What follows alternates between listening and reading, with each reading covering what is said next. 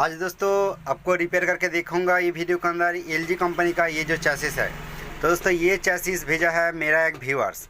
तो दोस्तों चलिए ये चैसिस के बारे में थोड़ा सा इन्फॉर्मेशन आपके साथ शेयर करना चाहता हूँ। ये चैसिस का जो मेन प्रोसेसर आईसी है, ये प्रोसेसर आईसी नंबर आपको एक बार दिखाना चाहता हूँ। TDA12135PS N3/3 ये इसका प्रोसेसर आईसी है, ठीक है। और इसका अंदर एक आउटपुट छोटा सा ट्रांजिस्टर है, ठीक है। इसका आउटपुट ट्रांजिस्टर आप देख सकते हो, वो छोटा सा एक आउटपुट ट्रांजिस्टर है, एक बार नॉर्मल सा पीसीबी है। और इसका अंदर एक vertical IC, new vertical IC लगाया है, ठीक है। वो जो व्यूअर्स एक न्यू वर्टिकल आईसी लगाया है, ये वर्टिकल आईसी का नंबर आपको एक बार बताना चाहता हूँ आपको मैं। लाइट बहुत कम है। TDA4863AJ, ठीक है। TDA4863AJ ये वर्टिकल आईसी न्यू लगाया। और ये चैसिस ये दोस्तों बिग बड़ा सा बेसबोर्ड इसका अंदर है, बिग नेक वाला बेसबोर्ड इसका अंदर है और 10 स्टार बेसबोर्ड है। और ये चैसिस का जो प्रॉब्लम वो बात है कि ये स्टैंड बाई से ऑन होने के बाद ये फिर भी स्टैंड बाई पर चला जाता है। तो चलिए प्रैक्टिकली देखता हूँ कि इसका स्टैंड बाई प्रॉब्लम किस तरह आता है, ठीक है। और इसका अंदर बड़ा सा EST है, तो EST नंबर 6006M, ठीक है। इसका EST नंबर 6006M है। दोस्तों चलिए मैं ये पीसीबी को पूरा कनेक्शन करूँगा। कनेक्शन करने के बाद आपको दिखाऊंगा, बाहर से ही फर्स्ट टेस्ट करूँगा कि ये स्टैंड बाई मोड पर किस तरह जा रहा है, और बाद में ये पिक्चर ट्यूब पर कनेक्शन करके आपको देखूंगा, ठीक है। तो चलिए नॉर्मल सा एक बार सप्लाई दे के देखूँगा। इसका AC सप्लाई कॉर्ड कनेक्शन करने के बाद आपको स्टेप बाई स्टेप सब कुछ करके देखूँगा, ठीक है दोस्तों। तो मेरा पास एक AC कॉर्ड है और इसका AC पॉइंट इनपुट ये स्विच का पास ये जो फ्यूज़ है, फ्यूज़ का पास इसका AC पॉइंट है। तो चलिए ये मैं लगाया और पीसीबी को थोड़ा उल्टा करना पड़ेगा, और उल्टा करने का बाद तो इसका EST कैप को थोड़ा दूर रखना पड़ेगा। बेसबोर्ड को थोड़ा EST कैप को मैं थोड़ा सा दूर रखा है, बेसबोर्ड को थोड़ा सा दूर रखना पड़ेगा। और इसी टाइम चलिए मैं सप्लाई दे के आपको दिखाऊंगा कि क्या किस तरह प्रॉब्लम इसका आ रहा है, ठीक है। इसका इंडिकेटर है, इसका पावर स्विच है, तो लग रहा है कि इसका पावर स्विच थोड़ा प्रॉब्लम है, ठीक है। ये ऑन ऑफ प्रॉब्लम है। तो चलिए कोई बात नहीं दोस्तों, फर्स्ट टाइम सीरीज लाइन से ही सप्लाई दूंगा, ठीक है। तो चलिए सप्लाई दे दिया सीरीज लाइन से, और इसका इंडिकेटर अभी ऑन है। लग रहा है कि इसको स्टैंड बाई से ऑन करना पड़ेगा। तो चलिए स्टैंड बाई से ऑन करके देखता हूँ। स्टैंड बाई से ऑन किया, ये ब्लिंक कर रहा है। ब्लिंक करने के बाद तो दोस्तों ये ऑन नहीं हो रहा है। और जिस टाइम मैं स्टैंड बाई से ऑन करने की कोशिश किया तो सीरीज बल्ब फुल ग्लो हो गया था। तो चलिए दोबारा एक बार टेस्ट करके दिखाता हूँ। सीरीज बल्ब दोस्तों देखिए इस तरह फुल ग्लो होने के बाद स्टॉप हो जाता है। मतलब प्रॉब्लम जो है आपको फिर भी दिखाता हूँ। देखिए पुश किया और सीरीज बल्ब 2 बार 3 बार 2 बार ब्लिंक करने के बाद ऑफ हो गया, मतलब फिर भी स्टैंड बाई पर चला गया। चलिए फिर भी ये बॉटम पुश करके एक बार आपको दिखाता हूँ, और आप सीरीज बल्ब पर फॉलो कीजिए। देखिए 1 बार 2 बार ब्लिंक करने के बाद ये ऑफ हो गया, मतलब EST इसका नहीं बन रहा है, ठीक है।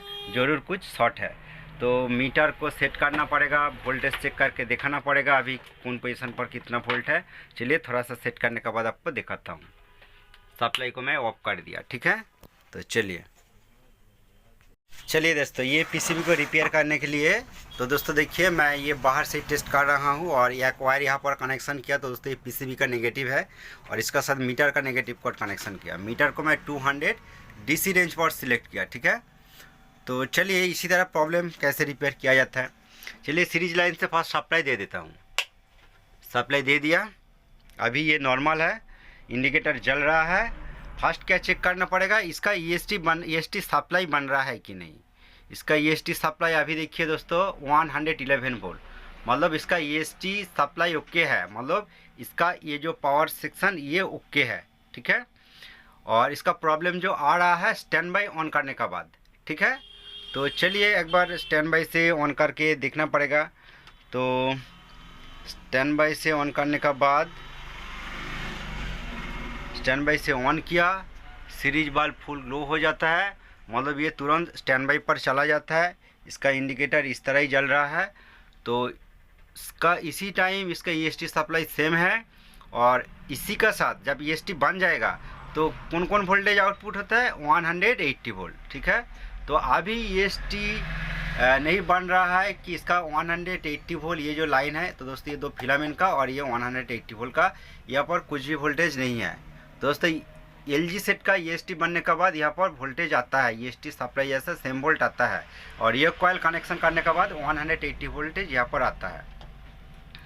तो इसका मतलब क्या है, इसका मतलब कि तुरंत स्टैंड बाई पर चला जाता है। तो दोस्तों इसी तरह प्रॉब्लम के लिए तो एक हाथ से मैं कैमरा कर रहा हूँ। चलिए मैं सप्लाई को ऑफ कर देता हूँ और कैमरा को स्टैंड पर रख के मैं आपको एक बार दिखाऊंगा। ठीक है, तो दोस्तों चलिए मैं कैमरा को स्टैंड पर रखा है, दोबारा मैं सप्लाई दे देता हूँ। दोबारा सप्लाई दे दिया, और चलिए आपको वोल्टेज क्लियर करके दिखाना पड़ेगा। बहुत ये इम्पोर्टेंट है कि EST सप्लाई अभी ओके है।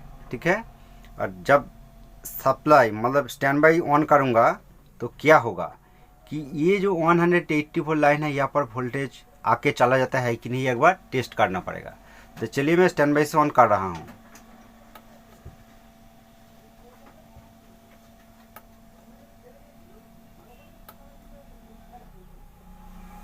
तो दोस्तों स्टैंड बाई से ऑन करने के लिए कोशिश किया, बट अभी स्टैंड बाई से ऑन नहीं हो रहा है।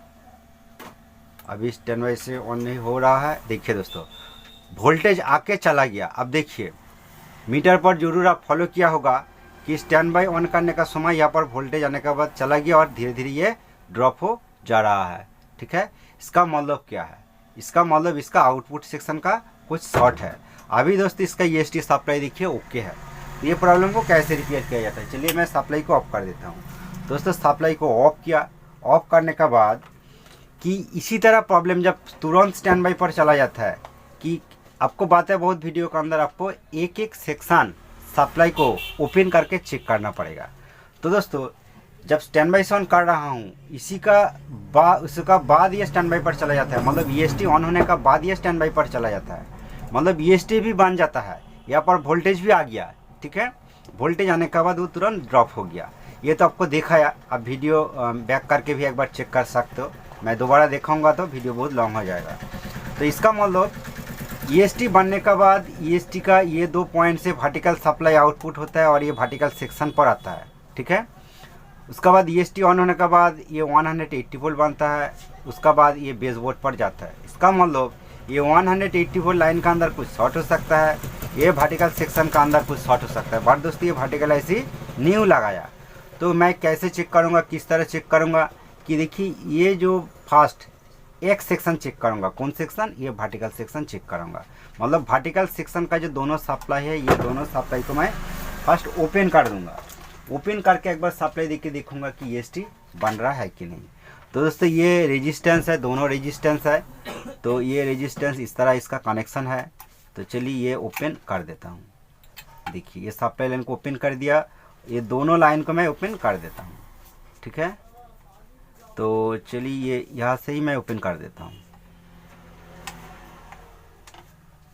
दोनों supply line, vertical supply line जो EST से आउटपुट हो रहा है, ये दोनों लाइन मैं इधर से ये रेजिस्टेंस को ओपन कर दिया और ये साइड से इसका आउटपुट साइड से इसको ओपन कर दिया। ठीक है, ये वर्टिकल सेक्शन में ओपन कर दिया। अभी एक बार सप्लाई देके देखूंगा कि क्या कंडीशन, सप्लाई देने के बाद क्या होगा।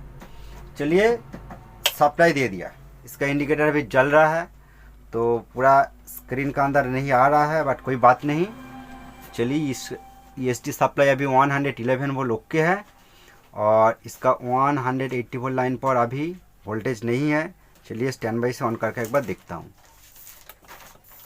देखिए दोस्तों स्टैंड बाई से ऑन किया, EST सप्लाई 180 वोल्ट लाइन पर वोल्टेज 109, ये EST सप्लाई जैसा सेम आ गया, क्योंकि योक कॉइल में कनेक्शन नहीं किया और EST भी बन रहा है, सौ आवाज़ आउटपुट हो रहा है EST से। ठीक है, इसका मतलब इसका वर्टिकल सेक्शन का शॉर्ट है। तो दोस्तों आप जरूर देखिए, ये 180 वोल्ट लाइन पर वोल्टेज फिक्स्ड है, कुछ भी हाई वोल्ट नहीं है। EST सप्लाई जैसा जितना वोल्ट 100, ये EST सप्लाई देखिए 19 अभी हो गया, 120 हो गए, 120 वोल्ट है, 120 अभी। और EST सप्लाई से थोड़ा सा डाउन है, ये 184 लाइन पर। तो अभी EST बन रहा है, EST बनने के बाद इस तरह वोल्टेज आता है, EST सप्लाई जैसा जिस तरह थोड़ा सा इस तरह वोल्ट आता है। और वर्टिकल सप्लाई वोल्टेज एक बार देखना पड़ेगा दोस्तों। वर्टिकल सप्लाई ये तो मैं ओपन कर दिया, तो यहाँ पर AC वोल्ट मिलता है, 22 वोल्ट का आसपास AC वोल्ट यहाँ पर मिलता है, ठीक है। तो चलिए ये देखने का अभी ज़रूरत नहीं है, EST तो बन रहा है, तो एक्चुअली वर्टिकल सेक्शन को अच्छा करके चेक करना पड़ेगा। चलिए मैं सप्लाई को ऑफ कर देता हूँ। EST अभी बन रहा है, स्टैंड बाई पर नहीं जा रहा है, ठीक है। तो जो सीरीज लैम्प वो भी हाई नहीं हो रहा है, नहीं जल रहा है।